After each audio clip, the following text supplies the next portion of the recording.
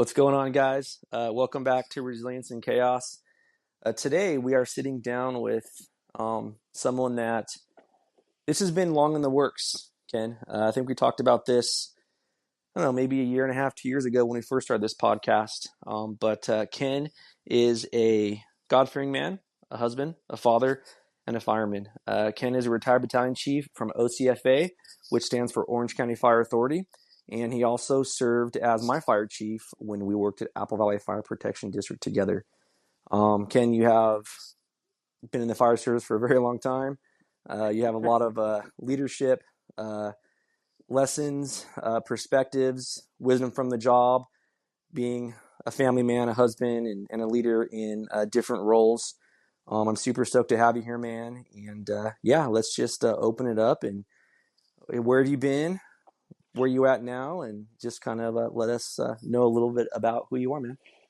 All right, man. Well, hey, first off, I really appreciate the opportunity to come on and talk with you. I respect the heck out of you as an individual, as a man, and what you're doing with this website and this podcast. So, um, man, a very humbling intro there. I appreciate it. But just quick snapshot. Yeah, husband, father, married 30 years this September. Have three young adult kids. Two of them are firefighters, and one of them is an ER nurse. So they followed their mom and dad's footsteps. And my wife's still an ER nurse. She's still working as well. Let's see. Started fire service, not to go down some long road, but I started fire service as a volunteer paid call firefighter for Orange County in 1992. And then kind of bounced around in the full-time firefighter ranks for 4 or 5 years, figuring out where I wanted to be, and ended up back in Orange County and retired from there in 21. Had about 28 years in total. Then had the opportunity to be a fire chief for a short bit, and yeah, at least that's where things are professionally. Currently, I'm still involved in the context of instructing. I work with the Santa Ana Basic Fire Academy, and I also help out with both officer training and some of the technical rope and rescue training through either NorthNet or CentralNet there in Orange County training locations. So that's what's going on currently. Again, it's good to hear your voice. I appreciate the opportunity. Let's see where things go. And to clarify, leadership lessons and stories that you mentioned, yes, I do. Um, Primarily, leadership lessons are watching others do it right and learning from when I did it wrong. But yeah, let's let's take the conversation down this road and see where we go, brother. Sounds good, man. Yeah, way stoked to have you on here, man. And like you said, I think sometimes, I think it's through our failures and the challenges we go through is, sometimes where we learn the most, right? Um, in life. But so as far as where does your, because I know we talk off the podcast, but where did your family get hired at? Your sons get hired at? Our oldest son got hired with Orange County. Initially got on as wildland firefighter. He was also a professional downhill mountain biker for several years before that at the elite level. But when he transitioned out of that, he got on as hand crew firefighter, did that for a year, and then got moved over to the structure side. But he's with Orange County. Our other son, he's with Long Beach, and he's been there 3 years now. Cool. Yeah, and then our daughter, like I said, she's an ER nurse down in one of the San Diego trauma centers. Cool. How was it? I think that's pretty cool. I don't know how many, families actually have someone that's in the pro circuit for racing. How was that seeing your son go from being in the pro circuit, traveling, being a father and seeing what your son loves to do and, at the top of his game there, but now he is in what you did for so long, as a father. It is humbling, and um, man, it is such a blessing. It's gratifying to watch them do that. The irony is that both on my wife's side and my side, we are the first generation of public safety or nurses. So I never pushed them into it, but they definitely grew up in it. That when I say they, I'm talking about my boys, but that's where they ended up landing. And watching, the success both of them have had in their own endeavors, and then taking that to the fire service, it has. It's just been really honoring and really humbling. Yeah, Yeah, yeah. No, that's amazing, man. Um, so kind of going to the brotherhood and talking about why we get into the fire service. I get asked this question a lot. Why did you become a fireman, man? What drew you to it? We talked about your history and stuff like that. But what really got you into the fire service? You said you are the first generation, if I'm yeah. correct. Like, what was your why did you pick it? Why don't you pick something else? F-250s and river trips Isn't and a that sticker. everyone's? No, no, Yeah. I'm joking. Uh, Um, but I do give that line when I'm teaching. I call them the kids over at the fire academy and stuff. Hey, this career is not about F-250s and river trips, though you'll probably go on a couple. Um, we'll I'll definitely be hear the honest with you. stories. Yeah, I'll be honest with you. It was, I don't want to say it was childhood dream and all this. It kind of was, but I had a couple mentors, older sisters, boyfriends that were, one was firefighter, and then I have another relative that was trying to become a firefighter, and I looked up to both these individuals, and so it was something that I always wanted to do to a degree, but I actually went a different route. I went the contracting route for several years out of high school and did that, ran my own company and so forth, and I was just drawn back to it. And during a time of one of the recessions, I said, the construction industry is so up and down. I need to do something more stable, and I really have it in me to uh, chase that dream again. And so I did, and I was fortunate enough that did the work that all of us need to do as far as the training, the education, and the testing and everything. That I was able to get hired, and then I got hired a few times. So I kind of moved around looking for what department was the best fit, and eventually, like I said, landed at Orange County. Yeah, yeah. That was actually one of the places before I went to Long Beach. That was a place I wanted to be. Was OCFA. It's such a big department. It looked like there was room for movement, and yeah, I did some station visits at different places: LA County, OCFA, LB, and for some reason, LB just pulled me in. I go in there, Yeah. and it was like just the blue collar culture, the just dirty boots, shirts not tucked in, and just running calls. I'm like, this is some grit. I just want to go there, But And OCFA you is, described it right on. And Long Beach was my dream department, but for many years. But I could never get up to the chief's interview during that time. But you described it to the T, yeah, and that's why my two sons, one works at Orange County, one works at Long Beach. While they're the same, they're different. yeah, yeah, for sure, for sure. Um, so I think it means a lot to have you on here.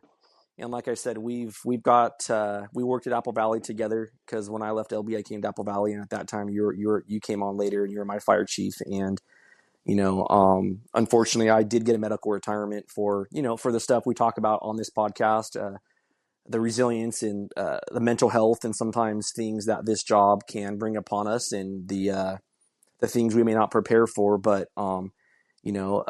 you were a big part of that for me, man. You were a big part of that for me, and I think for anyone listening to this, Ken, when he was my fire chief at that time, um, you had my back.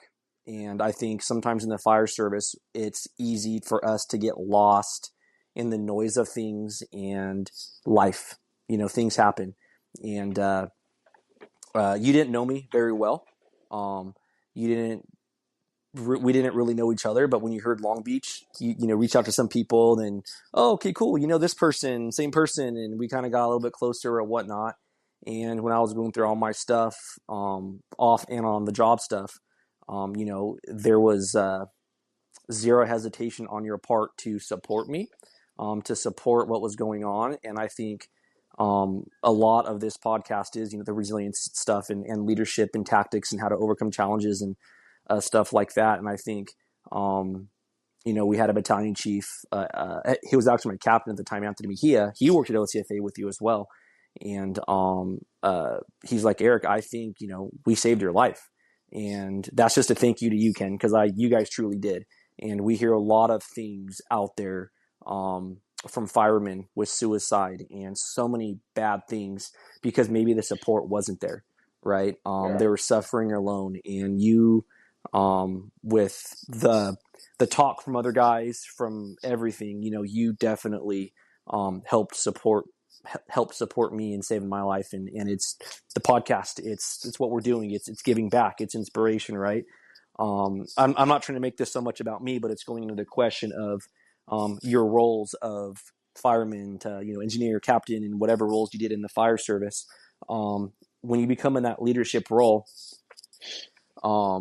and those hard decisions as a leader, coming from a place like OCFA, then going to how many stations does Orange County have? I think they're up to Roughly 90. 90. Okay, so Yeah. 90 to less than 10. 6. Yeah. Right? 5, actually. Yeah. Yeah, 5, right? So as a leader and working in that position, trying to get things moving, to make decisions from a big, I don't want to say corporation, but from a big department to a smaller department, on decisions like me or decisions of actually supporting your guys, what did you notice from that leadership role as far as supporting the guys and coming from a big department to a small department and having to switch from a battalion chief role to now a fire chief role in a smaller department? Like, what were some things that you had to overcome? Family, money, moving. What did you have to do just to kind of be ready? That's a big question, but I know Yeah, it's a big move. there's like 6 or 8 things that you brought up. And first off, back to the very first comment, brother, you deserve nothing less. All right. Yeah, we knew each other in a disconnected way through others. But when I got there, listening to your story, it's just the right thing to do, right? We've got to have a partner with us. And I'm not saying I was that partner, but I'm saying we need to have somebody that has our back, and that somebody is usually a tribe, a group, an organization, whatever. And all throughout my career, I always try to take care of my people as well as possible. So, and of course, Orange County, I had a brother commit suicide, Mm. and Eric Weave, and that one, yeah, we have all heard about suicides. We've read the statistics. We've read the stories and all this, but that one was our organization, and it wasn't the first, but that was the closest. And then I realized, for a couple of years, to kind of talk about that for a moment, I led the wellness and fitness program at Orange County for a few years back in its inception. And I remember, we had a couple groups and got an email went out to the group from a chief officer back on the East Coast, and she was asking, hey, do any of you have a behavioral health or a suicide prevention program? Now we're talking the mid 2000s, 2006, 7, that area, and it wasn't mainstream yet or on the front page. And she said at the time her department was experiencing a suicide about every 18 months. Wow. And yeah, so that was definitely an eye opener. And fast forward to where we are today, and yeah, the statistics are off the charts. So everything that we do, doesn't matter what rank or whatever, and this will sound cliche-ish and okay, what book did you get that from? But it's about the people, right? Now, I get it, we have policies, procedures, all that, but when it comes down to it, we've got to take care of each other. We've got to take care of our people. And I think that's becoming more and more prevalent with all the focus on behavioral health, cancer prevention, et cetera. Um, so, how did I approach that going from the fourth largest agency in the state to Yeah. one that the entire the entire staff of the agency equaled a few less than one battalion that I was assigned to. So um, the focus is still the same. It's about the people.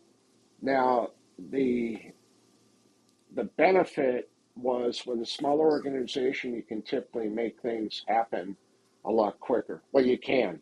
There's less bureaucracy, and also being in the position I was, I had believed I had that authority to do a lot of those things. And I don't need to ask anybody. It's the right thing to do, right? And so that is a bonus. Now, the negative of that, or one of the things that, and we'll probably get into it later, but about leadership, um, is I reflected after my time there and went, okay, this happened, that happened. Some of it's culture, some of it's environment, some of it's financial. Um, but what I realized, I was so used to being task driven that as a battalion chief and a program manager, that as fire chief, every decision you make is huge because it impacts people, the organization, the community, all that. But very few of them are urgent. We're no Mm. longer in the incident driven mindset. And it would have been better to make some of the decisions a little slower, right? Yeah. So you were asking, again, you asked many things. How is it going from a large organization to a small organization? How does leadership changes uh, occur within those dynamics? And but either way, the focus is on the people. So take care of the folks, right? Yeah. I like how you And, said, and yeah, go for it. you said incident driven for, because some on the podcast, the majority of our listeners are first responders, right? But we have Right. some military, we have some doctors, we have wives that listen to this, we have um, you know, so many different ones that listen to this, and sometimes the way we make decisions, you said incident driven. We do, us as firemen, and at that smaller level, like you said, fire chief, you maybe can slow down a little bit, but on more the incident, it's like we are used to getting things done like now. Let's make a decision now because somebody's life is involved, or something needs to get saved immediately, or something like that, right? What if you want to expound on incident driven? Because I think sometimes even with communication with our loved ones, or even within the workplace, we are very task oriented as men in this kind of job. Would you want to expound on kind of what you mean by incident driven versus slow down a little bit? Yeah, it comes down to your point. We're we're alpha males. We're driven, type A for the most part. All those things. So we get presented with a problem or an issue or a situation. Well, that's simple. Let's just do this. Okay, Hmm. everybody agree? Good. All right, done. Print it. I'll sign it, and let's move on. And it doesn't need to.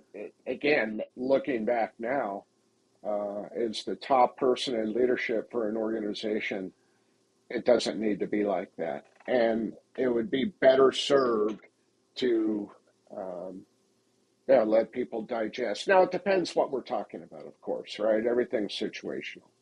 Yeah. But that would have been, if we were to just go, okay, boil it all down. What did you learn going from a battalion chief to a fire chief? Yeah, slow down on the decision making process. Make sure that there's more collaboration. Even With though who? you think you know where you're going to get in the end, you know the output or the outcome, I should say. Yeah. But yeah, slow down the process. It doesn't need to happen overnight. Yeah. Yeah, because when you were my fire chief, I was going through so many different things in my life, and I was kind of just trying to survive and keep my head above water and just do my job and go home and be safe. But from my role, looking up at your role, there's a lot I think sometimes the floor guys don't understand what's going on, right? Why did they make that decision? Oh, they don't care about us, or uh, screw the BC or screw the fire chief. They're all out for themselves or whatever. And it's like when we are in a specific role, and us as firemen, we are, like you said, we're very task oriented. We really only care about what's happening on that rig at that station.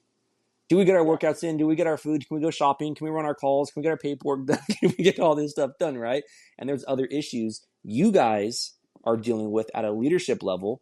Hopefully, like you said, it's about the people to take care of us, right? So we can perform our job better. We can respect you better.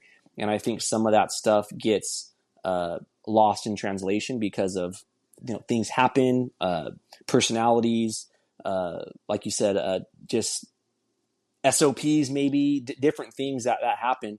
Um, and for anyone that's listening, and me being able to have conversations with other leaders in organizations and having the podcast with Shane, he tells me a lot of stories, right, from the decisions, and me never holding those roles. It's a lot of responsibility for you guys, man, right? And you have to make a lot of decisions that are I don't want to say a lot, but there are times you have to make decisions that are straight up not liked, yeah, and it's like people are going to hate you for it. They're gonna think you're selfish. They're going to think, why the heck did he do that?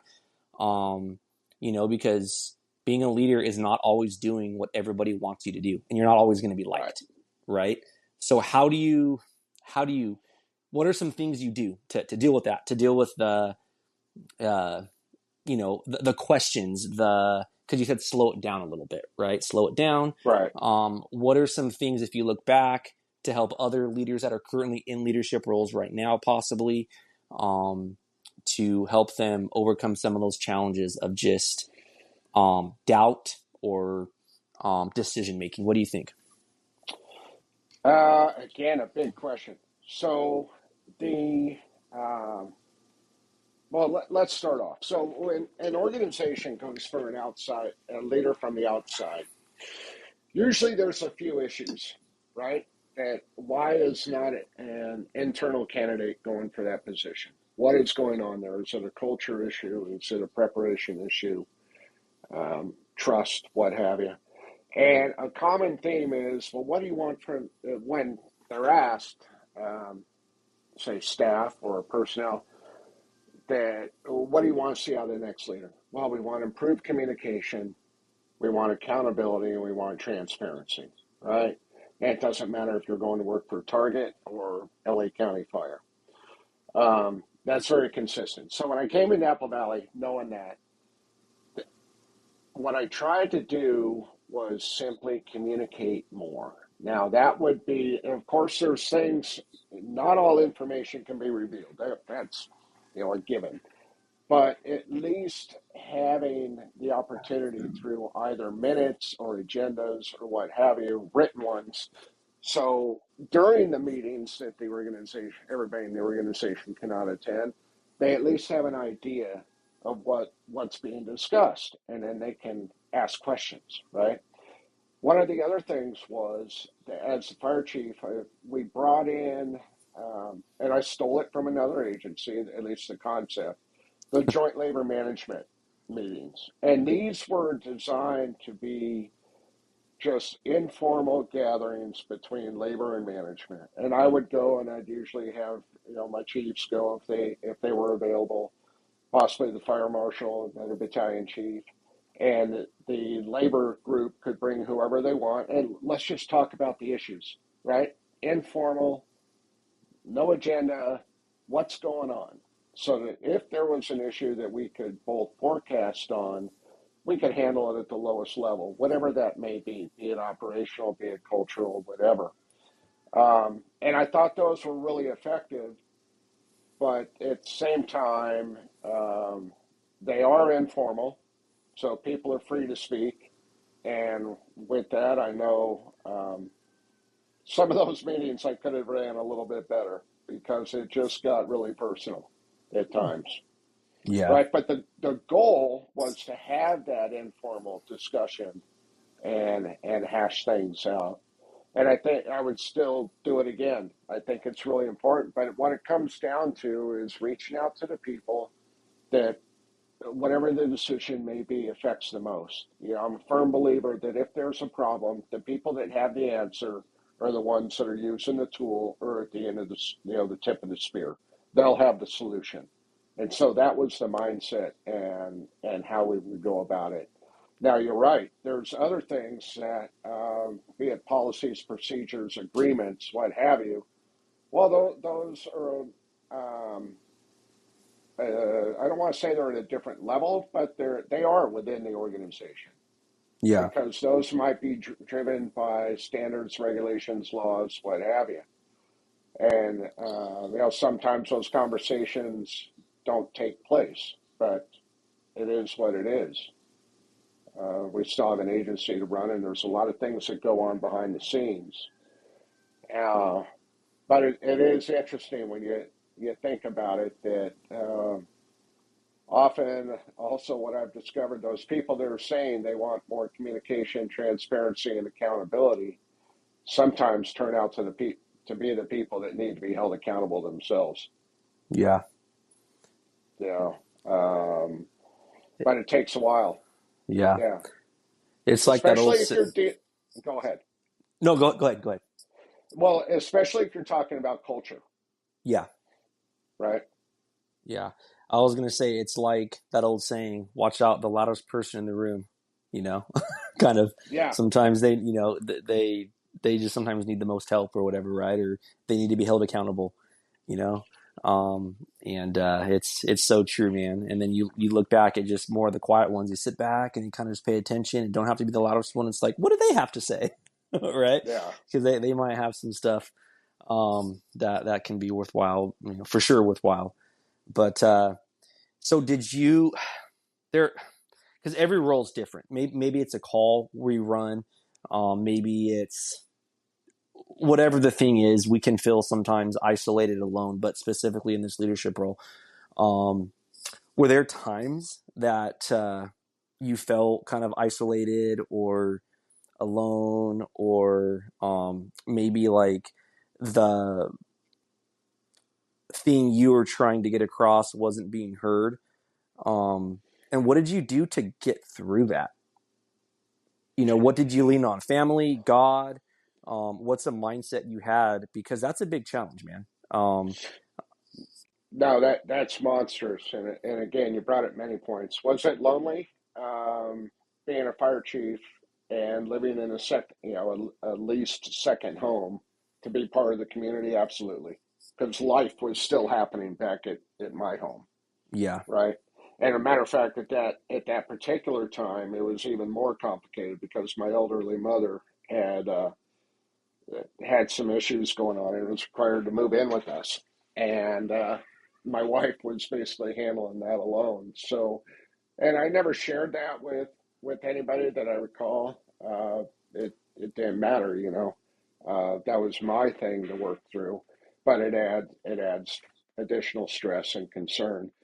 The How do you get through this? Yeah, you find a group of confidants, and that is how I I navigated that whitewater rafter trip, if you will. So I nice. had I had half a dozen in the department. Some of them were staff, some were not, some were ops, and they were the ones that I would bounce things off and have the closed door discussions. Just how am I doing? Where are we going? And try to get insight from them and build that relationship as well. And then a couple, yes, my faith, big time. I mean, that's the foundation of everything. And trying to stick to those sorts of ideals, but I'm still a human. and we've all got chinks in the armor. And then a couple very close friends that are lifelong friends that I can call at any time.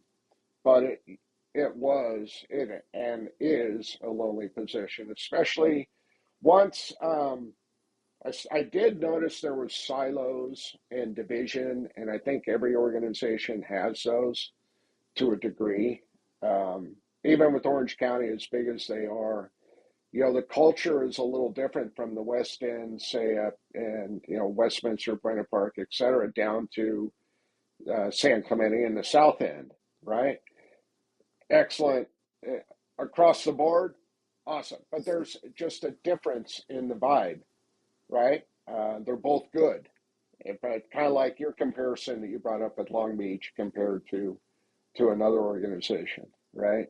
Yeah. So, and that adds challenges. But then again, that comes back to being an effective communicator, being an effective listener, and that's a skill that is learned, and it's in my mind and in my experience, it's never perfected. I need to keep working on it because some days were better than the others. Yeah. Were there, man, they can go so many ways. Were there any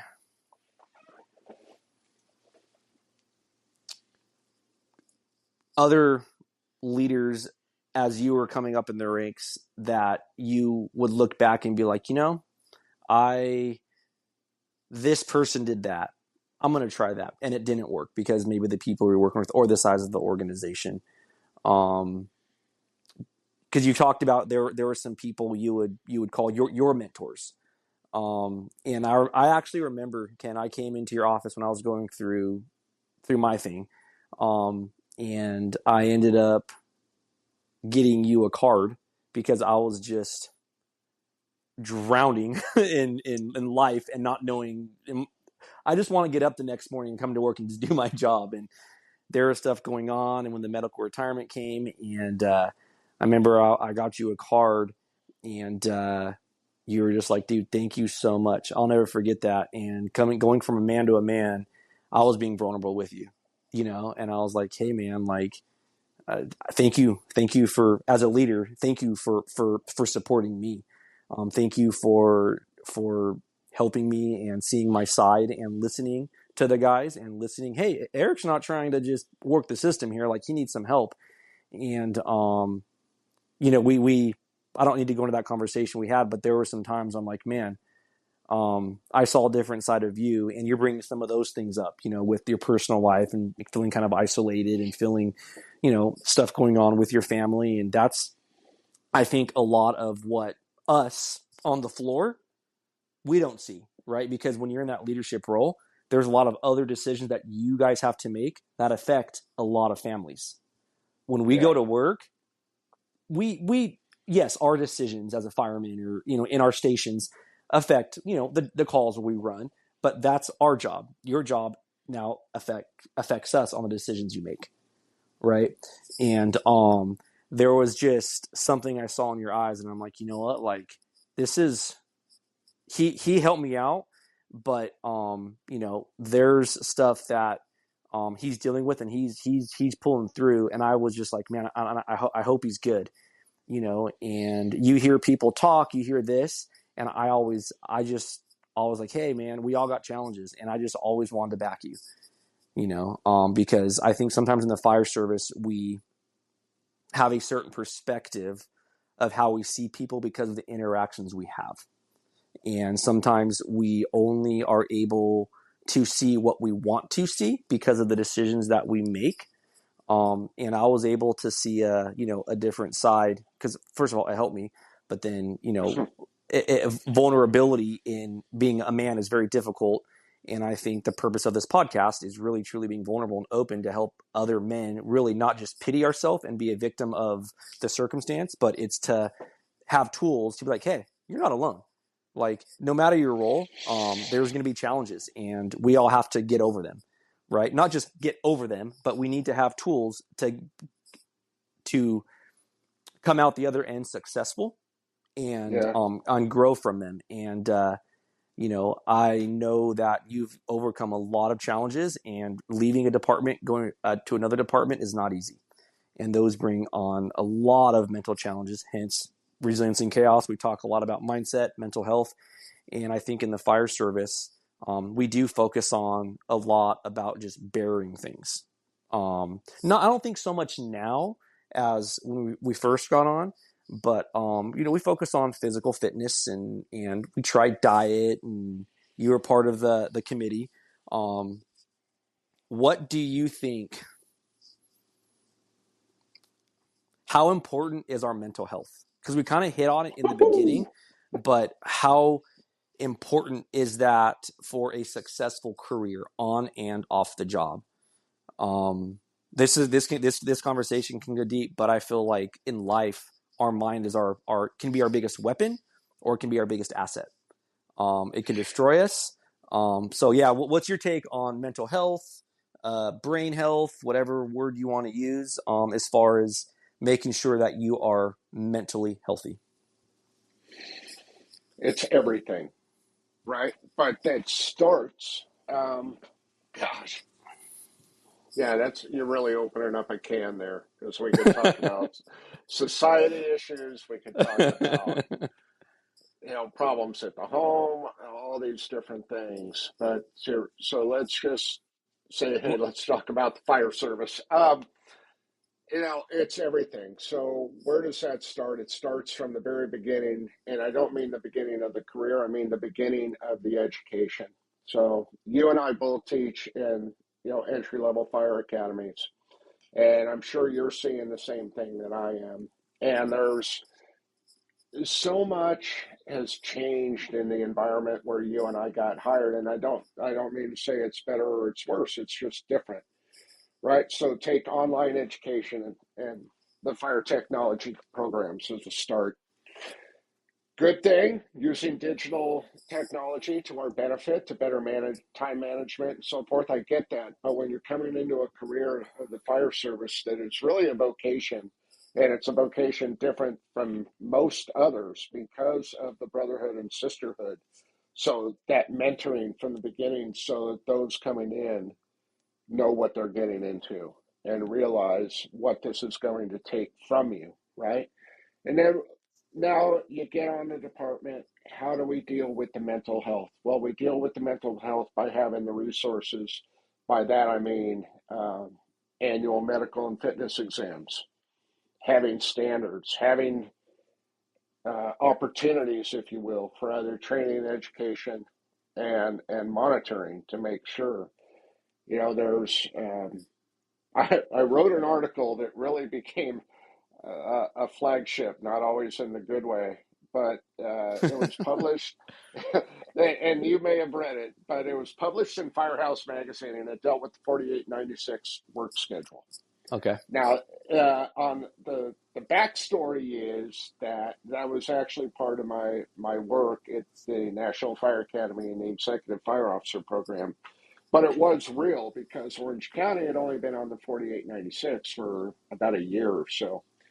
So I was seeing a lot of the impacts of sleep deprivation and how staffing influenced the number of shifts people are working and all those things. And I think that I'm not here to change the schedule. And I know a couple people when I went to Apple Valley, they're like, oh God, he's going to try to change the work schedule. No, I'm not. I was just looking at it though and saying, whatever schedule it is, if mental health is our top priority, then why are we working our people so hard, yeah, right? Now, Orange County had policies in place that you could only do it for so long.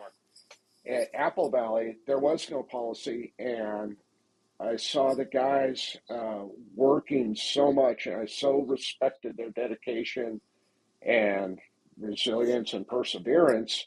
But I also was really concerned because I know guys were working literally 10 shifts in a row and running, not getting the rest and so forth. So that's just one aspect of it. But the organization needs to have those resources available to our people. Now, I'm a big proponent of chaplain programs, but it's that may not be the right tool for everybody. But to have that both for internal or each other and for external for the community, I think is just such a great resource. They had chaplain programs at OCFA, um, typically one chaplain for every battalion, and I was a huge proponent of them and used them often. If if nothing else, it was good to have that kind of individual on scene for the real difficult calls. And then, as you know, we started a chaplain program at Apple Valley. But that's just one aspect. But looking out for each other and just taking care of each other, and that's a very broad, almost cheating subject. But those that, when there is an issue, the people that are going to know that are the people that you're working with, right? Yeah. Hmm. And I heard that about Eric Weave after he committed suicide, that the crews could see changes, and they weren't good, right? And they did. I think they did everything they could, right? But understanding, we talk about the family, all right. I think it's a little different now than it was before in the context of the connection. So, modern fire stations, everybody has their own room, their own privacy, all this. So what happens after dinner, which is, in my opinion, one of the most important times, Hmm. breaking bread together. That is huge. If you want, if a crew has an issue, my experience has been that one of the underlying things is, I'll bet $1 that crew does not eat meals together, right? But then back to the arrangement of the common fire or the modern fire station, after they're done breaking bread, if they broke bread together, they just disappear. And those times of sitting around smoking a cigar by the fire pit, okay, that's not necessarily healthy. I get it. Um, or watching a ball game or what have you. Yeah. That's missed, and that's what we need, is that connection. As humans, not necessarily just firefighters. Yeah. Again, being part of that tribe, wherever our tribe is. And I know Yeah. some are better than others as far as separating their work and life balance. I get it and I respect that. Some of us, all our friends, are firefighters or they're from the fire service. Some, you know, very few of their friends are firefighters, and they have kind of another group outside, and they're both good. Whatever it takes for you to have that foundation, right? So I kind of rambled on about that question. Did that make sense? Yeah, no, it made total sense. And my question was broad, and it's because from the podcast, different people reach out to us. I love what you Yeah, guys are doing, and especially men talking about mental health. Wow, we don't see that. I'm not saying that to pat us on the back. I'm saying that because there's an issue. People yeah, are holding things in. We're all human, whether you're a fireman, engineer, captain, battalion chief, division chief, assistant chief, fire chief, whatever. Life doesn't stop for our challenges, our problems. Life goes on. If someone dies, the calls don't stop. Life doesn't stop. The bills don't stop. Like nothing. We still have to deal with those challenges and move on. And I think in the fire service, not I think I know, is and it's not saying that any other job, because everybody has their role in life. We all do our part, but in particular, the fire service, um, we are kind of always at work.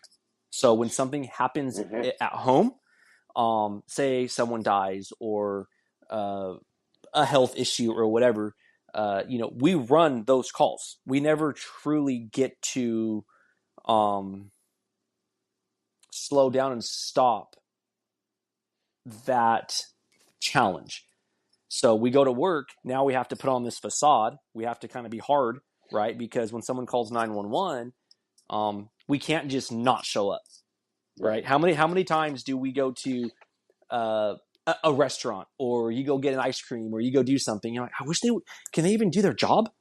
We don't have that opportunity. We don't, right? Because somebody's either we just don't. And if somebody's not pulling their weight, they're it just doesn't happen. And Yeah. even some of the laziest people that on the job that we work with, when it comes down to actually doing our job, they will wake up and they will do the job. And so we still have to take off that uniform, take off that facade a little bit, right? And come home and now be the wife, the father, the son, the husband, whatever it might be. And more people that reach out to us, they find that a challenge. They're Oh like, yeah. I just feel like I'm always at work.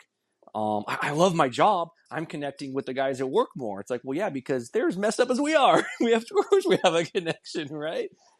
There's a connection there. I come home and it's just there's just no connection, or and going through the fire service and this podcast, we all have different types of coping mechanisms or different things we do to be able to separate. And I don't even like that word work-life balance. You hear that a lot.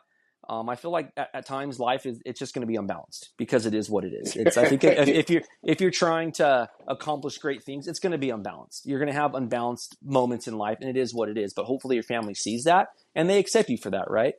But like I said, through this podcast, there's a lot of people that will reach out and they're like, "Man, I'm suffering. I'm working 6, 7 days in a row, 8 days in a row. I can't take a day off. I have a day rest. I go back to work and I'm running these calls, these fires, these Mm-hmm. these peds calls, and they're just suffering in silence.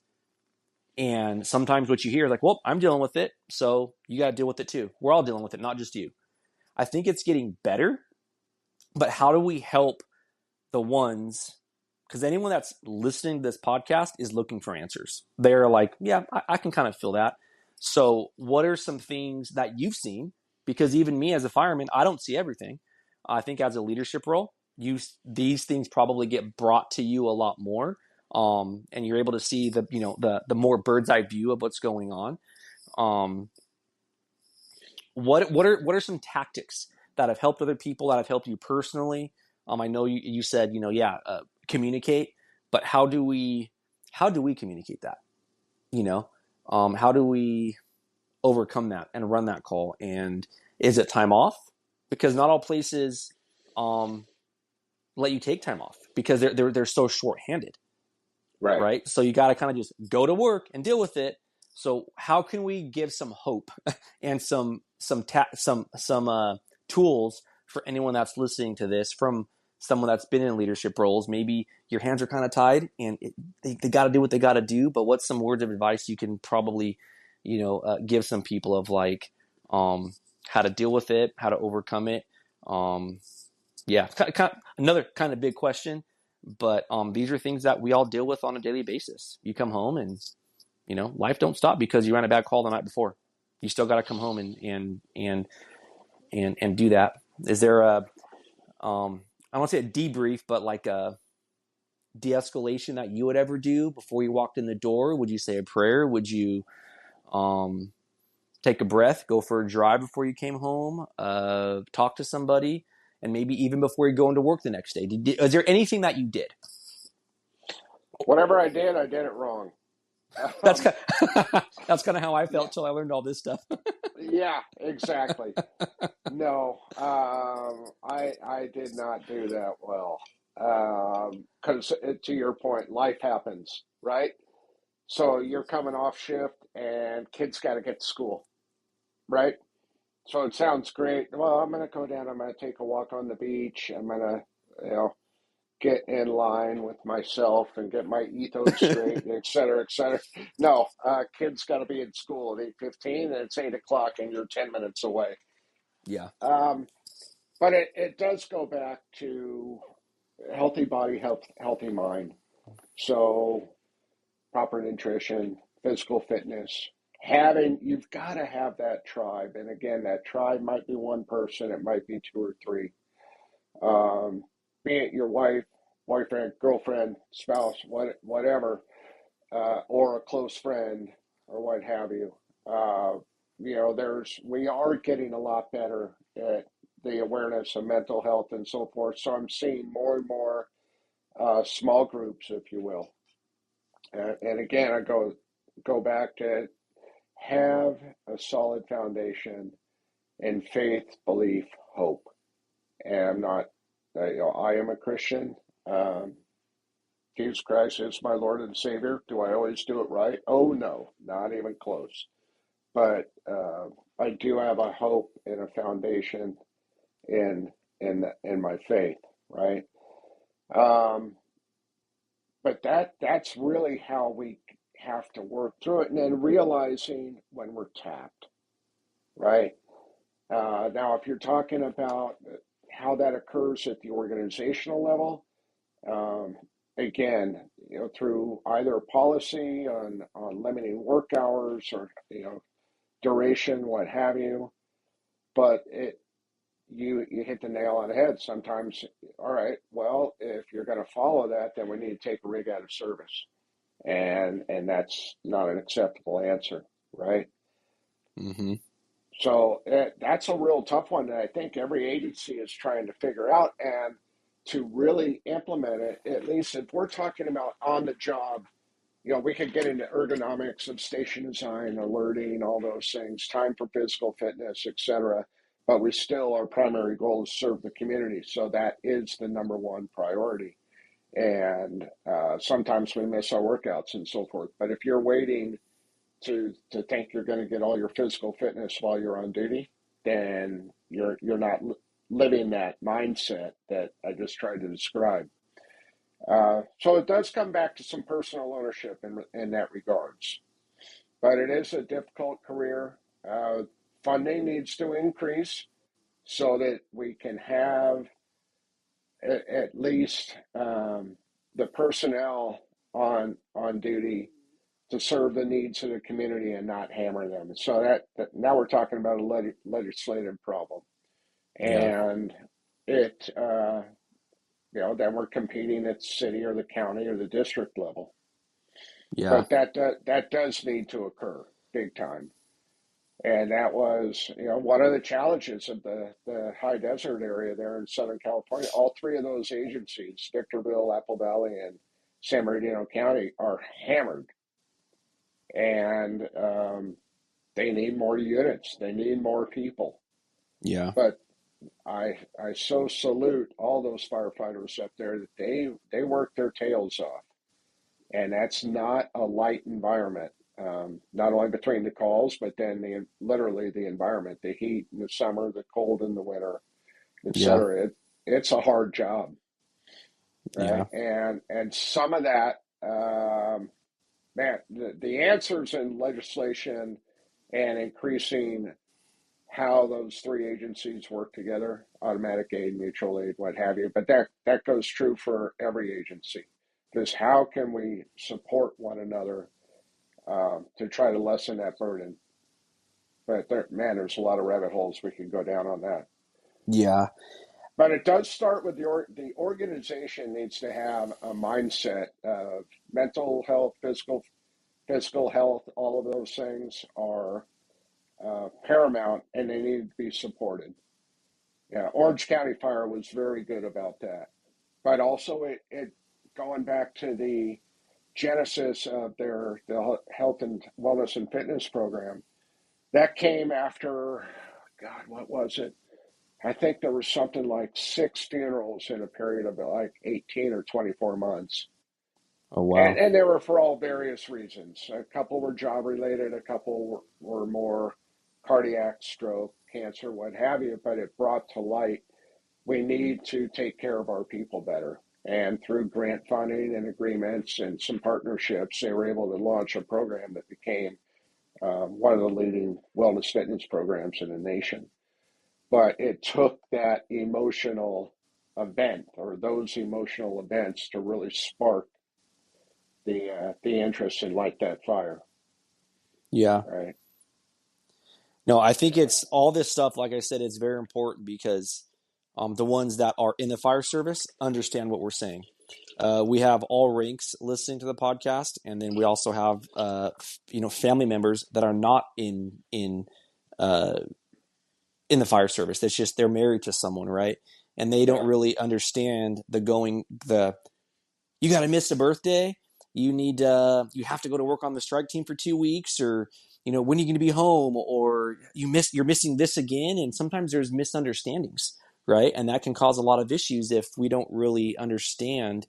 Because when you get in the job, typically when the majority of us are younger, you're just full of piss and vinegar. You want to be at the busiest fire stations. You want to run all the calls you can run. You want to do all the cool stuff, and that's good, right? That's what we should have, all that energy.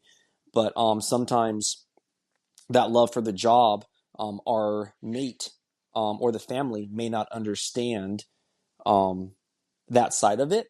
And depending on the department you work with, you might be working a lot more. And that can ruin relationships because you're never home. So now Yeah. you're at work more than you're at home, which we all make the decision to put our life on the line. No one forced us to be a first responder. We made that decision. We made the decision to, okay, you're going to get your life shortened by 10 years because of cancer and whatever it is, right? We made the choice to get the, sleepless nights and whatever. So that's our choice. But with that choice, there's other people involved. And Oh yeah. sometimes we don't know how to communicate that with our loved ones because our nervous system is on a different level because we're not getting sleep every night. We're seeing stuff the majority of the public is not seeing on a regular basis. Now we're withholding a lot of that, right? Because we're like, oh, I don't want to be the weak one on their crew. Did that bother them? Well, they look like they're okay, but why am I not okay? So then we kind of question ourselves and maybe don't bring it up. Then we go home and that's kind of bothering us. And then our family can kind of see something is off, but then we just kind of like don't pay attention to it. We just kind of Hmm. bottle it up. And then in time that can create a blow up. And I think in the fire service, you see, like you said, you see a lot of divorce. You see a lot of, unfortunately, suicide, alcoholism, drug addiction sometimes, and these are the things that we bring out on the podcast because these are real things. This is sometimes the dark side. I've talked to Shane about this. I'm like, should we talk about that stuff? He's like, dude, yeah. Like Yeah. this is what we deal with. Like this is the reality of it. And we go into people's homes and people trust us. I'm not talking bad about us. It's like we choose something and it's a lot to deal with. And going back to what you said of where does it start? Starts in the fire academy. Things have slowly changed because I know at the place I teach at, up at the regional training center up in the high desert, they have been proactive with starting stuff out a lot sooner. Versus when you went to fire academy, did we ever really talk about mental health and suicide and how to Oh overcome it, no. tools? It was like maybe one slide, if that, like a talking point. Hey, here's some cool photos, guys. Here's, and we just, okay, when we have dark humor, which is okay. But we're seeing more and more, I think, with social media, more things are present, I should say. So I think that's creating a different mindset for people that are coming into Fire Academy. Things are so how do I say it? They're just at our fingertips, Yeah. and our attention span is 3 to 5 seconds. It's so you have this super fast paced world, then you're going into a fight or flight job, and it's like now you have to then raise a family, and you have to still be good on the job. And Shane and I have realized it's like that 7 to 10 year mark that they're questioning: is this the job I want to do? That's not how it used to be. Right. I feel like that's a newer thing. I just had a conversation with somebody I really respect from a department. I don't want to say names, but it was like I was like, yeah, the 7 to 10 year mark, and this person was like, yeah, that's exactly where I'm at. And this person's in a busy department, and it's like that's not how it used to be. It used to be a 20-year career, and like, okay, cool, run calls and this, that, and the other thing. But things have gotten so fast paced that I'm seeing it really break people. Call Yeah. volume, call volume has gone up. All the synthetics, all the nasty stuff in the fires, it's no longer just straight wood. That can mess you up in different things. Car fires are different. Dumpster fires are different. So I think all this stuff adds to the chemicals in the brain, right? And so when you throw all this stuff together, we still have to overcome the challenge. we still have to do the job, and we still have to deal with the decision we've made to do that job without going and trying to make any bad decision and either, hopefully help people from going down the suicide route. Because I did hear about um, that. Was that off the 5 freeway? Oh, with Eric, yeah, Crown Yeah. Valley overpass at the five, Yes. and Yes. one of our units rolled. Um, well, two of our units did. And I understand the captain realized when they got there, and captain was a rock star from what I understand, and he kept both of the other crews away from it. But yeah, go on. Yeah. So these things happen. And I think like when I was maybe a few years on the job at that time, and I was just like, what? That doesn't happen. What's going on? And then I started seeing things happen more and more and more Yeah.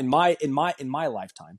You've got way more experience than I do, but in my lifetime, I've seen it happen. Watch the age jokes, okay? But I've seen it come more and more and more. So it's like with the podcast, with this, it's like, we want people to realize like, hey, it's okay. You're not alone. Everyone's dealing with something, but we still need to overcome this. Maybe it's time off work for a couple weeks. Take a vacation. We talk about the stellate ganglion block shot. There's EMDR. There's Mm-hmm. meditation, journaling. I've never had kids. There's something you brought up.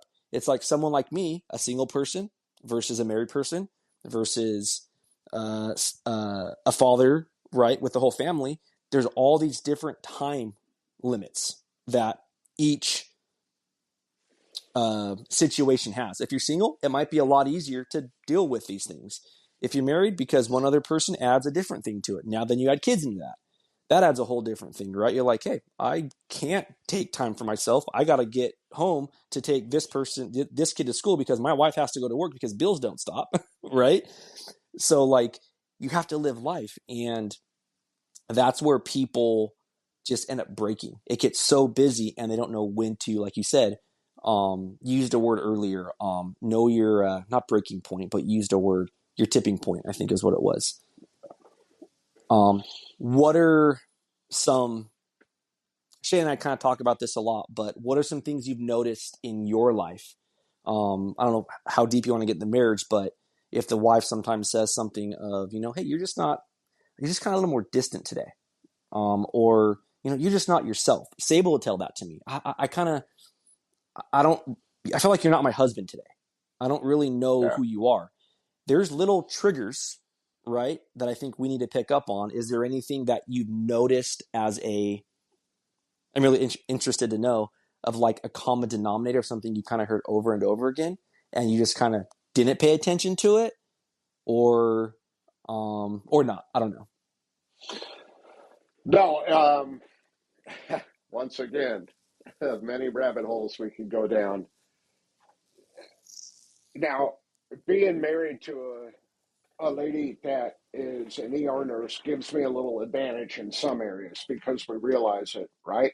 And we know, I mean, that's how we met. So basically, we're in the same career and our paths crossed many, many times over the years. But so both for her and for me, it's allowing that space or just asking the question, right? But usually, I'll be honest, usually we bury it and move on.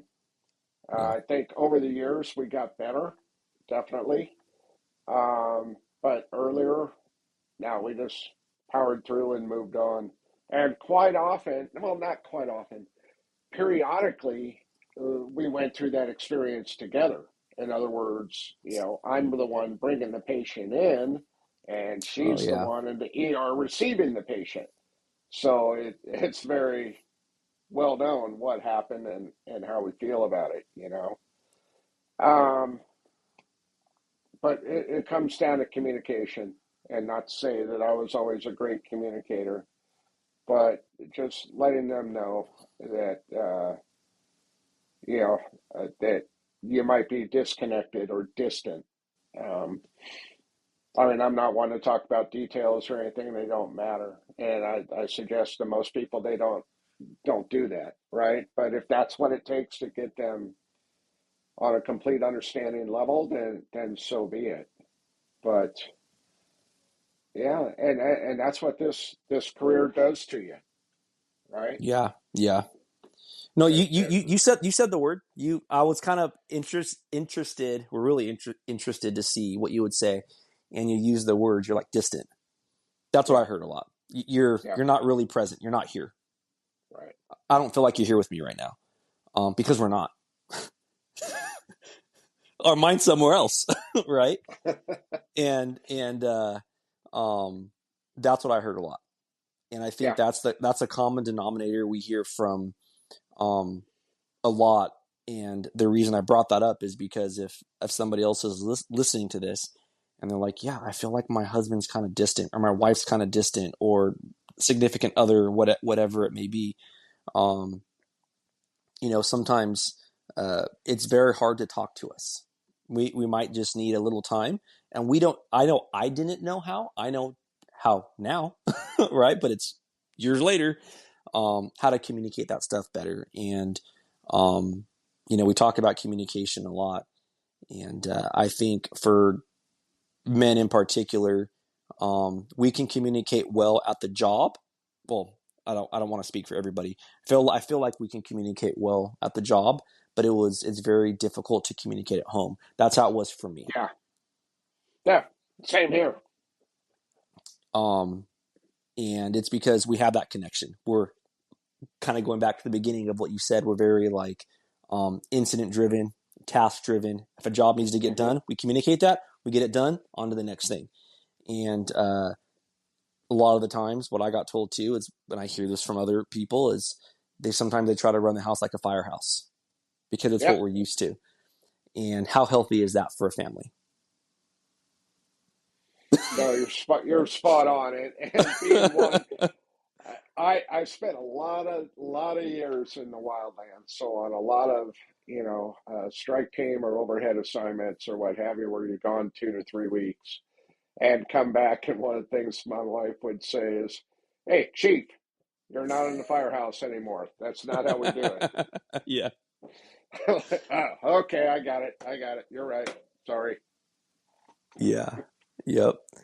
No, and we laugh at it, and I think it should be laughed at because, once again, other wives that listen to this, they're like, I needed to hear that. And sometimes it's just, I think, having a little grace with, first of all, our mate or ourself, and just understanding the job that we do is, it really isn't, it does take a different person. And we're Yeah. very passionate of what, on what we do. We care a lot about what we do. Not saying other people don't care about their job, but the majority of people don't do what they love. They truly love. That's, you can look at the stats. That's just the kind of the norm. Yeah. Um, but us, we do. It's a job we go to, and we want to do well at what we do. Like you said, it's the majority. Whether you're a girl or whether you're a man, um, they're both in that role, and we have to be kind of alpha, right? We have to be pretty on point and driven, and to get things done, because if we're not, the job may not get done. And I think when you're around that for years, we, unfortunately, bring that home, and the family sees it, and it's like, okay, Chief, you're not at work anymore, right? I'm not your rookie. I'd get up and say, I'm Yeah. not I'm not your rookie anymore. It's like, well, I'm not trying to make you my rookie. I'm not trying to. It's like, yes, you are, and we don't even see it.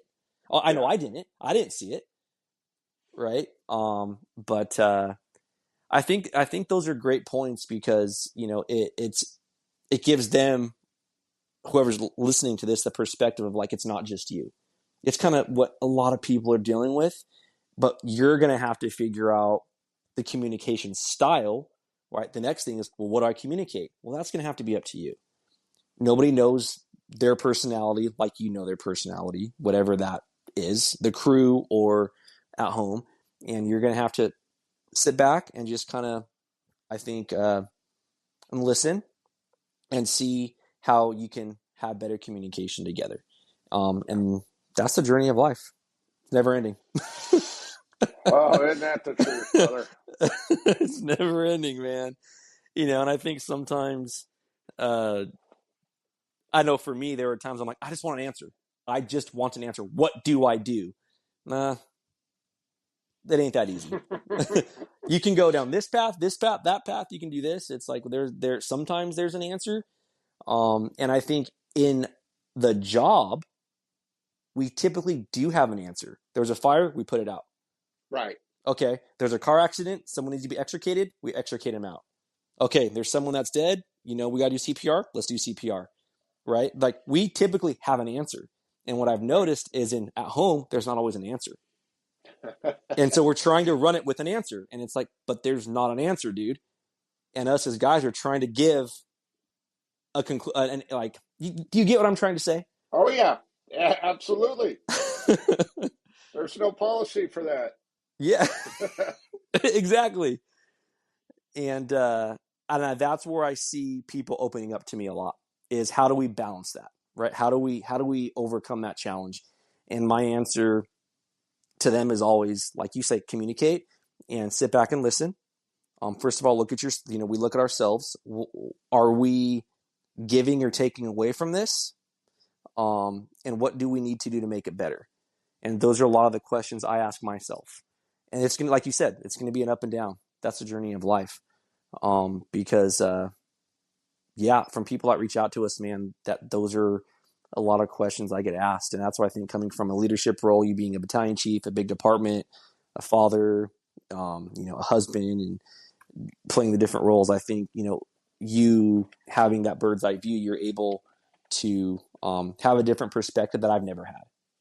Right. And doing stuff with Shane, he has a perspective I've never had. Right. Yeah. Because we all have different perspectives. And I think this podcast is big on that because it's not just a fireman podcast. It's not just a leadership podcast. It's not just a first responder podcast. It's a podcast of life, Yeah. right? The Rick team, the concept, right?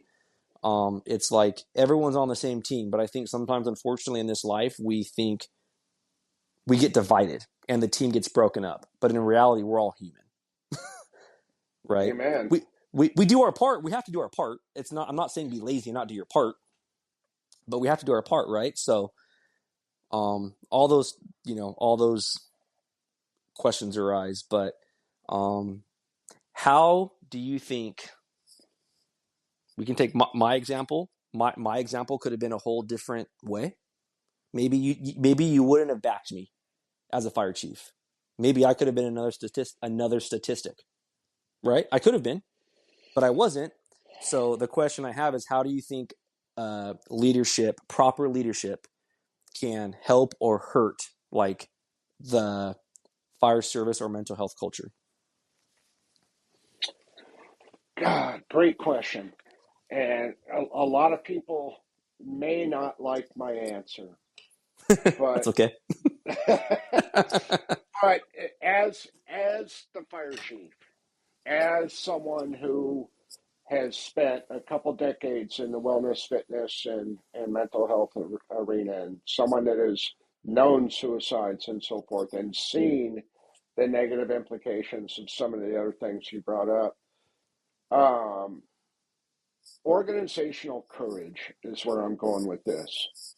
And by that I mean when we see somebody that is truly in harm's way, be it a cardiac issue that comes up on their annual medical exam, but they don't want it to go off because they work so much overtime, it will be detrimental to their single family income or what have you, right? That would be one example. Or somebody that is clearly struggling with something. They're not responsive on calls. They're acting completely out of character for their normal demeanor. Then organizational courage to take that person and say, we're going to get you help, or we're going to get you fixed, right?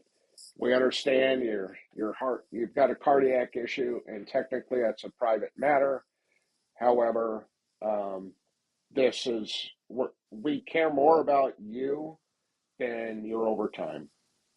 And if there's something we can do, we're not going to let you go back on the big red until we get this fixed. And then they get it fixed.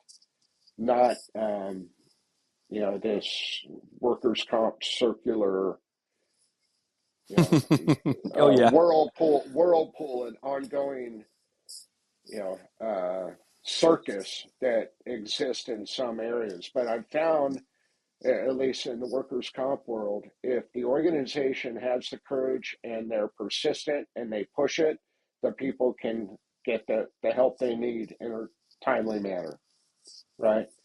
So we talked about faith, we talked about personal ownership and their diet and their lifestyles, what have you.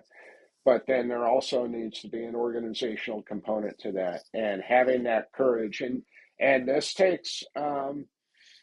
this should take support and agreement from the labor group, right? But that labor groups are awesome, and I worked for the IFF and their wellness fitness side for 10 years. Mm. Um, in addition to what I was doing at Orange County Fire. But so that also the labor group supports it and understands that we care more about the person than we do the position, and working in concert together to make sure that they get the right help and they get it quickly. Yeah. All right. So, kind of a short answer on that one. But when we see an issue, now we could go back and say, well, then we need to be task oriented. And again, if we've caught it early enough, then there's a voluntary aspect to it where the organization just needs to support it, and the individual will seek when they know that they have the support. But whatever the threshold is, at some point the organization needs to have the courage to step in and say, wait a second, this is what we're going to do, right? Yeah. No, And that yeah. too, that's another tough one, because that takes a lot of conversation between labor and management to come to an agreement on. But Yep. I know a lot of success stories out there, and I know stories that were not successful because they didn't. And yeah, that's paramount in that situation. Labor and management has to be together on it, and they've got to have the courage to do the right thing, even if the individual doesn't want the help. Yeah. And that's what you guys did for me. Straight up. Right. I didn't want the help.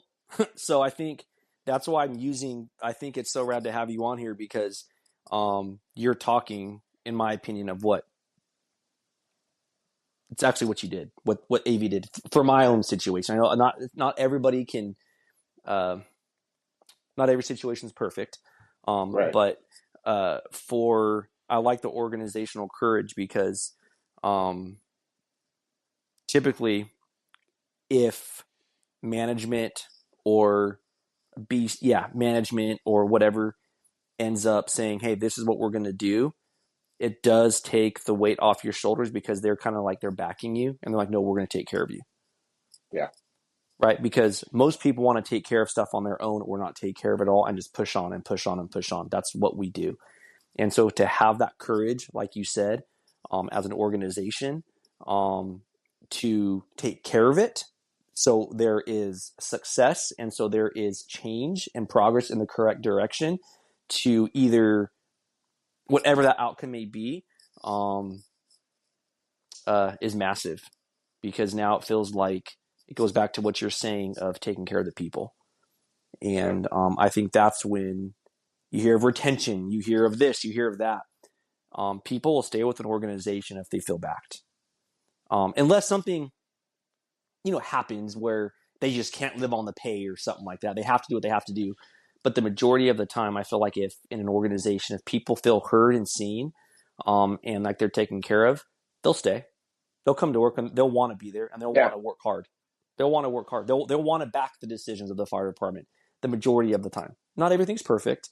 And I think having that organizational courage for the smaller guy, that would definitely help. I think that's a great culture thing. That's a great answer, even though it was small. I think it's simple, clear, concise, to the point. Well, I appreciate that. I only know firsthand of one organization that I think did it right. Um, Now they have the benefit where they're in a right to work state, but they're also viewed as one of the nation's leaders. So, for instance, they're in. again, it may have changed, but when I was working in the wellness fitness arena, they had a policy. If you go to your annual medical and everything's good, all right, cool. Go back go back to work and have a nice day. The next level, hey, you got through, but you've got some issues. We're gonna get you some help and go back and you're on your day, right? Hmm. The third level is mandatory. You will work with somebody, and they have resources, pure fitness trainers and things, nutritionists and things like this. And then level four, we're pulling you off Big Red, but we're going to get you fixed right now. Yeah. Whatever that, a stint, whatever, Yeah. right? Um, but again, it takes courage and it takes money. But Yep. time and time again, um, it's a lot more costly to draw it out and workers comp and heaven forbid a line of duty death or anything else than it is to fix it in the very beginning. And to your point, then you have a member that truly feels valued, Yeah. right? Because you're also correct. People, money is a temporary fix. I get it. We all need to make a certain amount, and we always want to make more. But No. oh yeah, but I know a lot of people have left high-paying organizations because they didn't feel valued, Yep. right? But if there's loyalty, ownership, all those things, people will stay, and that is one of the really cool things that I did see at Apple Valley. Now, granted, I get it. In today's environment, there's always 5 to 10% that are coming in and moving on, right? But there's a large percentage that are truly loyal, Hmm. and money can't buy that, Yep. right? Yeah. Yeah. So It's true, important. and I think, and sometimes people may not understand that. Um, and I think it is. And I'm specifically talking, firehouse, fire service stuff. Um, Guys will try. They'll leave. I want to make more money, but then they come back. They take another pay cut to go back to where they started because it's like the loyalty, the culture. They want to be around guys they know. They want to feel like they're taking care of, all the loyalty and the trust. And money will only go so far if you're trying to Right. fill a hole that cannot get filled by money. It's typically something else. It's Yes. typically something else. No, I really like that, man. So the fire service, we talked about a ton of stuff: leadership, family, uh, organizational structure. So many, I think, awesome key points that we hit. But you are retired. You kind of talked a little bit about the college and some things you're doing and helping out and stuff like that. I know outside of the podcast, we're not always keeping in contact, but I'll throw you a text, every couple months. So you'll reach out to me every few months. Hey, how's everything going? How's life? And hey, I'm doing this with the family, or I'm doing that, or uh, this is giving me some purpose. And I think when you leave, not I think I know because it's happened to me, and it's happened to you and a lot of other people that leave the fire service. It's a big part of our identity. Mm-hmm. How was the transition? Sucked. I'm not sure it's happened yet. Yeah. No, it is hard. It was for me, right? I, Yeah. I I have several friends that they had it planned out. They knew the date was coming. The party occurred. Everybody said nice things, and they went off and they're happy and they're either doing nothing or they're doing something else. That wasn't the case for me. Yeah. Um, at Orange County, injuries were piling up. Um, and then I remember, and so it came at an unplanned time. And basically, it was hey, if you want to stay, you need to get this fixed, right? And it was just a real rough time between an incident that occurred in 2017 up in Northern California on an assignment and the subsequent surgeries and things after that. And I was just at my limit. So I said, well, they were going to pull me off. And so, well, let me finish the shift. And I took the crew out. I was at Station 22 at the time, which is one of their, well, it's called the Big House, but I love that place. It's just full of energy. But I took the crew out for ice cream and said, hey, tomorrow morning I'm walking out and I'm probably not coming back. And so that was unplanned. Um, so you leave uh, incomplete, if you will. And Yeah. then with everything going on, when I was fortunate enough to be the fire chief with Apple Valley, it was kind of the same thing between what was going on at home and everything else because I had no intention. Um, that's not the way I saw it, but family first. And so you know, it was a little rough in that area. Now I've been blessed with the opportunity. I've taught for several decades, basically continuously, but on a part-time basis. So that's kept me engaged and kind of one foot in the green, one foot in the black, to use a wildland term.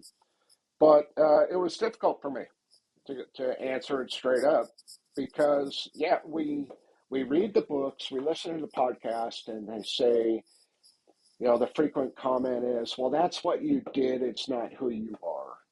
Well, it's hard to do something for 30 years and not be it the relationships, the camaraderie, the experiences, everything else.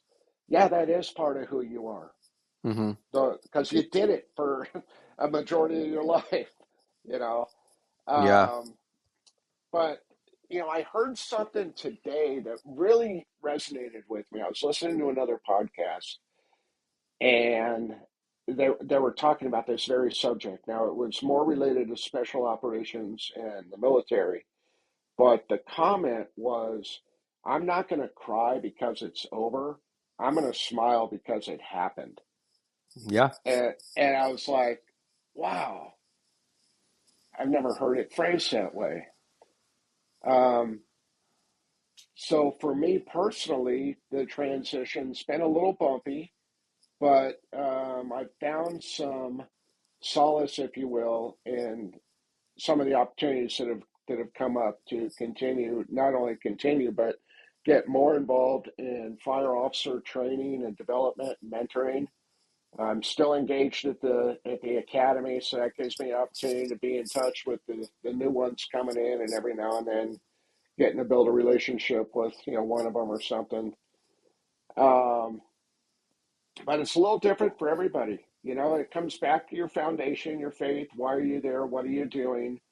But for me, it hasn't been easy. I'll be honest. I loved being a firefighter. Yeah. I really did. And I miss the camaraderie. I do not miss the incidents. Uh, What? I, yeah.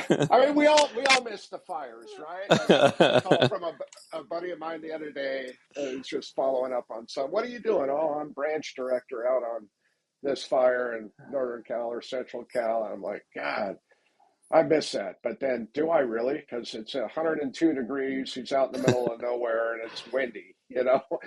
Um, but yeah, the transition, man, it can be tough. I'll be Yeah. honest.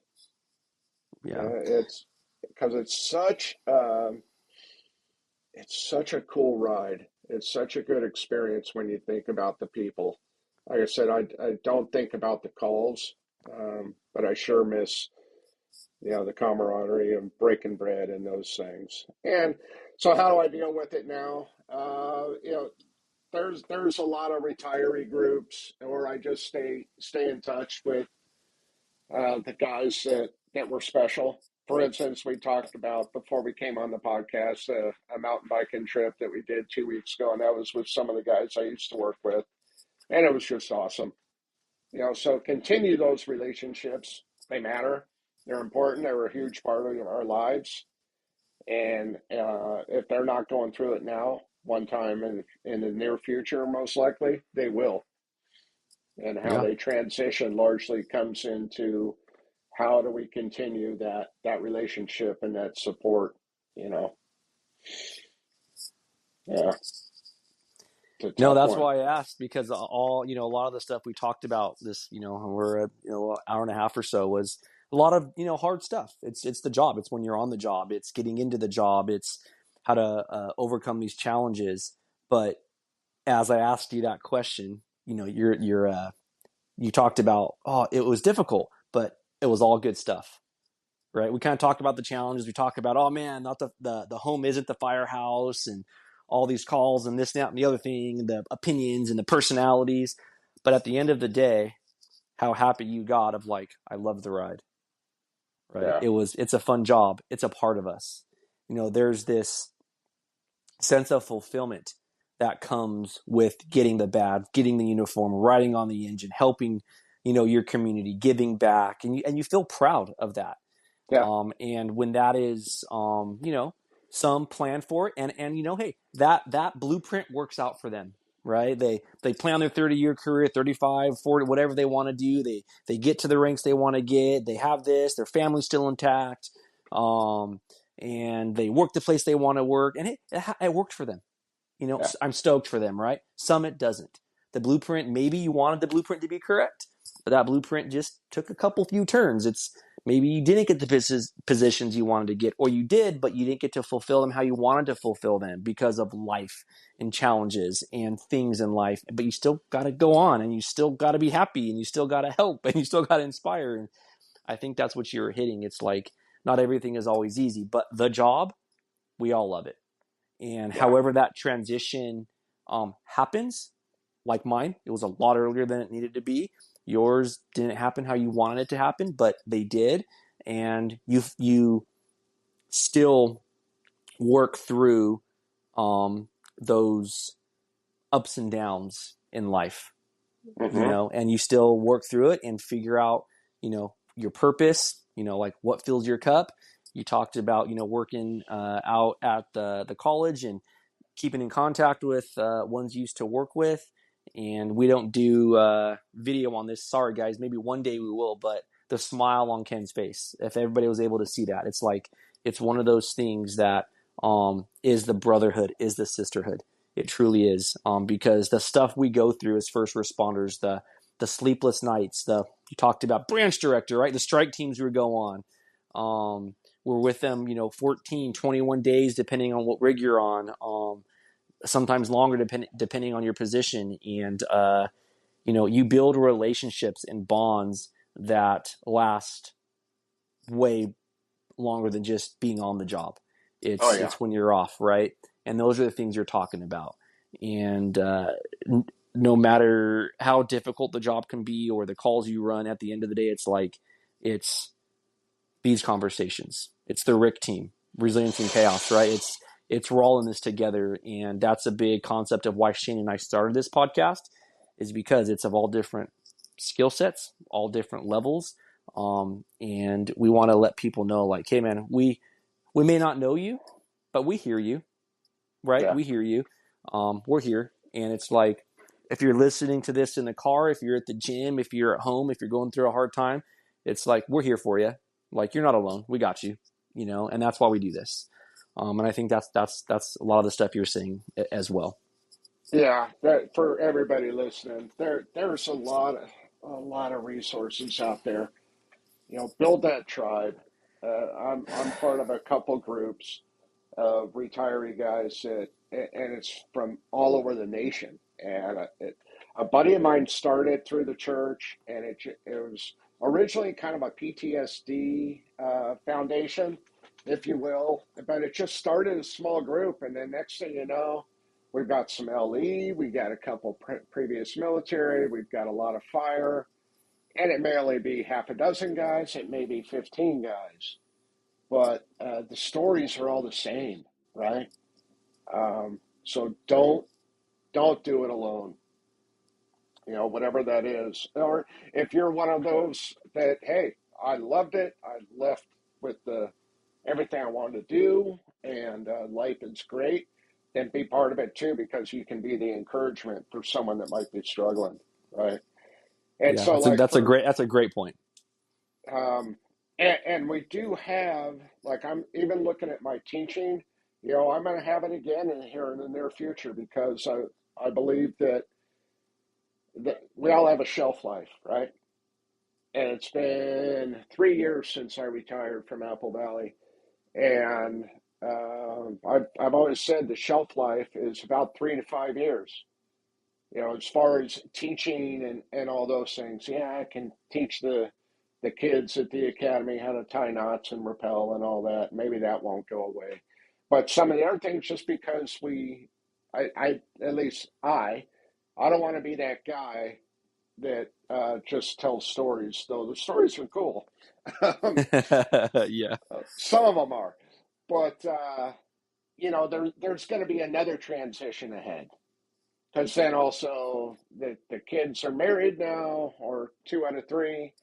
They're going to start having kids. So it's time to be available for them. In today's environment, it's just so many demands. So if we can be there to help them, then God willing, we will. Yeah. Yeah. No, I think it's been a great conversation, Ken, for sure. I Yeah. think there's been a lot of great points. We didn't go down any dark rabbit holes too bad, I don't think. I think we were able to keep it pretty good, man. And yeah, I'm gonna look forward to listening back to this podcast. I'm gonna listen to it and take notes of it. And there's a lot of great points you talked about, and I think that's cool that we get to have these conversations, and we're the ones uh, doing this for others. But it's also for when Shane and I initially started this, it was kind of for ourselves, and it turned into actually helping a lot of people, and we're going to continue because it's look at how it's reconnected us. And I'm sure that this helps you as well. And other Yeah. people might hear this. You can send it to friends, and this is going to help somebody else that maybe is going through a difficult retirement or did do the normal retirement and everything's great. And that's right. I need to be there too because they might need my support. They need to see like it's all good, right? They like you said they can be that light of encouragement for sure. Um, as we close it out, what do you think you could leave or words of wisdom, advice for the next generation of firefighters and leaders? What do you think? Hmm. Be patient, but be committed. Be committed to doing the best job you can, being at the top of your game, whatever level that is, right? So that, and I frequently use this term, no matter whether I'm teaching leadership or wildland fire operations or what have you, but be a student of the game when it comes to the role of being a firefighter, right? It's not about F-250s and river trips. So if you get that, great. um, but so be good at what you do, whatever level that is, right? Stay engaged. Don't get stagnant. Be good at your skill set. Be good, you know, continue to study, seek education, take care of each other, and know why you're there, right? Yeah, Serve the community, and they will serve you very, very well, and they do, right? Don't take that lightly. yeah, But because it's a different profession, vocation than most. hmm Uh, that, yeah, we usually do 10, 20, 30 years. That's not the norm in today's work environment, but also you do things that are not of the norm. Um, yeah, it's interesting the current generation, and this might be a stupid example, but I heard this on a podcast the other day, and they were talking to a retired firefighter and said, "You go to the fire station now, and you remember the stickers on the window that we all wanted, and many of us still have, right? Because it signified something, signified what we were part of. I don't know. A lot of the vehicles I see now from guys and gals that are firefighters don't have the sticker. So what does that mean anything? I don't know. The context of this podcast that I was listening to when they were talking about this was, are you not proud of the agency that you work for? Do you not want to express that?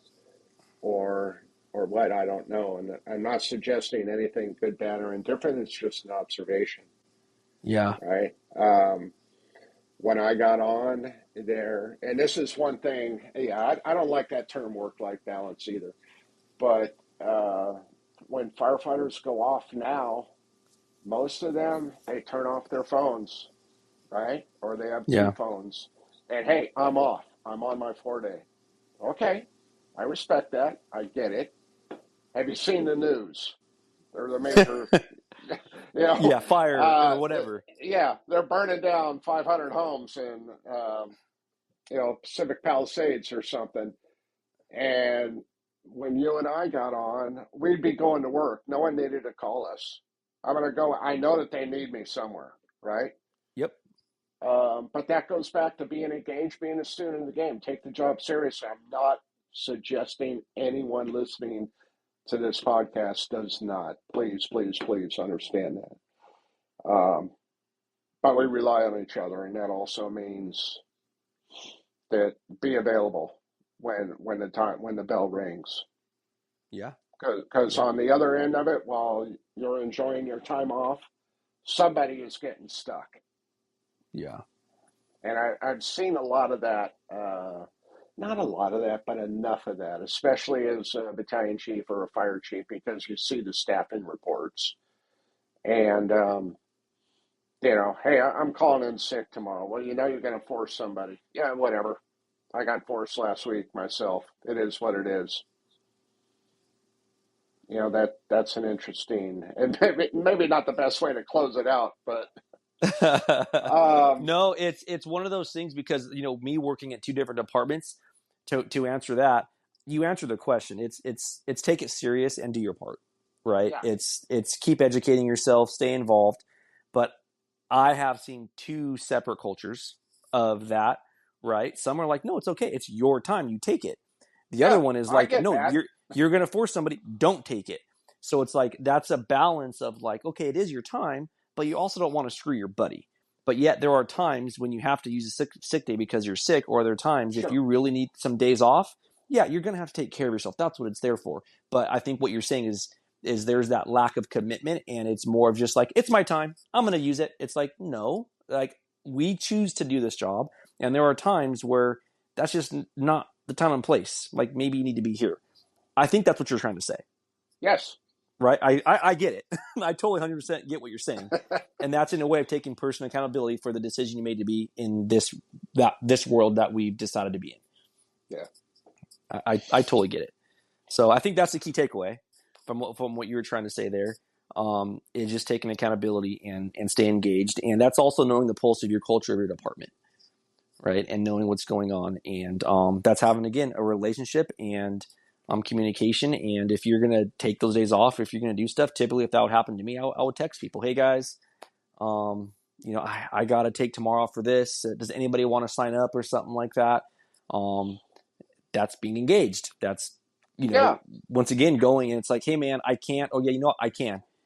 I got this for you. And then typically you'll pay that back. And then it works Yeah. out. Now you're being engaged, you're part of the team, and you're doing things within our culture of how we run it. Other people might be like, well, yeah, again, no bullcrap. Like if I was at my normal 9 to 5, it's my time. I'm taking a sick day. It's like, well, our culture's a little different, right? It's a little bit different. And I think that's what you're trying to portray. So no, I totally get it. Thanks for Um, cleaning that up. no, I totally get it. Um, no, it's been great. Do you have, so we try to end with how can people reach out to you if they want to reach out to you? Do you have an email? Do you have an Instagram? Do you have a LinkedIn? Do you have um, whatever? What's the way people can reach you if they want to reach out to you or get in contact with you? You know what? Let's stick with social platforms. So yes, I am on LinkedIn and I'm also Okay. on Facebook. Okay. So the What is that for LinkedIn? it should just be Kenneth Harrison. Okay. Double check. Yeah, because I'm gonna actually put that in the in our description as a hyperlink, and then people can go ahead and click that link and then go to your profile. If they want to reach out to you, other retirees or anyone that just wants to get in contact with you. No, Um, that sounds great. Facebook as well. Should just be Ken Harrison. I'm sure there'll be many, but Orange County, and it should pop up. okay, cool. Yeah, Yeah. I'll get that link from you once we get off here, and then anyone listening, I'll actually put the real hyperlink in the description, and you guys can go ahead and click that. But if you guys can, it helps get this information out to a lot of other ones that need that would like to hear it. Share it, like the podcast if you can, and also um, listen to the whole thing if you can. That helps as well. But leave a comment. Leave us a comment if there's Yeah. anything that you guys want to hear. You want us to dive deeper into. Let us know, and we definitely read those, and we want to get the information out that you guys want to hear. Because we could all ramble all day long about what we want to talk about, but the one that's listening matters, and we want to bring content that you guys actually want to listen to that can help you. So, yeah, Ken, thanks a lot, man, for coming on. Is there any last words you want to say for anybody? No, thank you, brother. And for everybody that's listening out there, I hope you took something away from it. It's a wonderful journey, but it does have peaks and valleys. So I appreciate the opportunity to meet with you and chat with you again, brother. I miss you. Yeah, you got it, man. Miss you too, dude. All right, guys, thank you so much. We will see you on the next one.